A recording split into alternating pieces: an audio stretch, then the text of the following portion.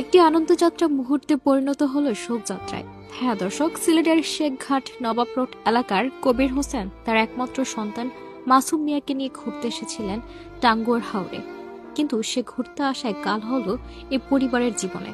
শুক্রবার 15 আগস্ট সকালে প্রায় 20 জন আত্মীয় পরিজন মিলে তারা তাহিরপুর থানাঘাটে আসেন। সেখান থেকে লালনতরী নামের একটি হাউস বোট বুকিং করে টাঙ্গুয়ার হাওরের উদ্দেশ্যে রওনা হন।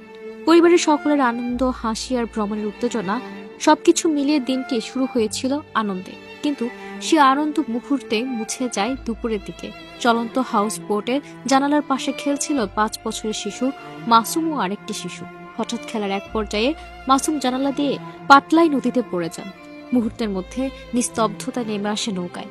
মাসুমের বাবা কবির হোসেন কিছু না ভেবে সঙ্গে সঙ্গে পানিতে লাফ দেন ছেলেকে বাঁচানোর জন্য। কিন্তু পানির গভীর স্রোত আর মুহূর্তের ভয়াবহতায় তিনি আর একমাত্র সন্তানকে খুঁজে পাননি। হাহাকার করতে থাকেন বাবা মা দুজনে। কোথায় হারিয়ে গেছে তাদের বুকের আদরের ধন মাসুম। খবর ছড়িয়ে পড়তেই তাহিরপুর ফায়ার সার্ভিসের ডুবুরি দল, পুলিশ ও স্থানীয় লোকজন দ্রুত উদ্ধার অভিযানে নামে। টানা প্রায় 3 ঘন্টা চেষ্টার পর অবশেষে বিকেল 5টার দিকে ছিলানি তাহিরপুর গ্রামের হাওর থেকে উদ্ধার করা হয় ছোট্ট মাসুমের নিথর দেহ। শিশুর মা বাবা ভেঙে পড়েন কান্নায়। মাসুম ছিল তাদের একমাত্র সন্তান। বাবা কবির হোসেন অসহায় কণ্ঠে বলেন, আমার একমাত্র সন্তানকে নিয়ে টাঙ্গুয়ার হাওর দেখতে এসেছিলাম।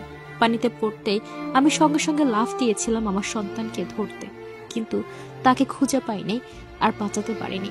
তাহিরপুর থানা ভারপ্রাপ্ত কর্মকর্তা ওসি মোহাম্মদ দেলোয়ার হোসেন বলেন, টাঙ্গুয়া হাওরে পর্যটকবাহী হাউসবোট থেকে পড়ে যাওয়া শিশুটি মরদেহ উদ্ধার করা হয়েছে। ঘটনাটি অত্যন্ত মর্মান্তিক। একটি আনন্দ ভ্রমণ কাল হয়ে দাঁড়ালো ছোট্ট মাসুমের জন্য। পরিবারের বুক ভরা স্বপ্ন, হাসি আর খুশি মুহূর্তে পরিণত হলো অশ্রু জলে। টাঙ্গুয়ার হাওড়া অপরূপ সৌন্দর্য ভ্রমণ পিপাসু মানুষকে টানে, কিন্তু সামান্য অসতর্কতা মুহূর্তে আনন্দকে পরিণত করতে পারে চিরস্থায়ী শোকে। ছোট্ট মাসুমের মৃত্যু এক জ্বলন্ত প্রমাণ।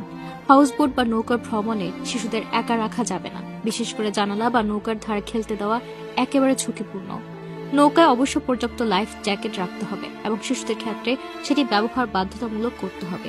একটি পরিবার তাদের একমাত্র সন্তান হারিয়ে ফেলেছে, যা কোনোভাবেই পূরণ হবার নয়। আমরা যেন এ ধরনের দুর্ঘটনা থেকে শিক্ষা নিয়ে নিজেদের ও প্রিয়জনদের নিরাপদে রাখি। ভ্রমণ আনন্দের জন্য, কিন্তু নিরাপত্তা নিশ্চিত করাটাই হতে হবে সবার প্রথম অগ্রাধিকার।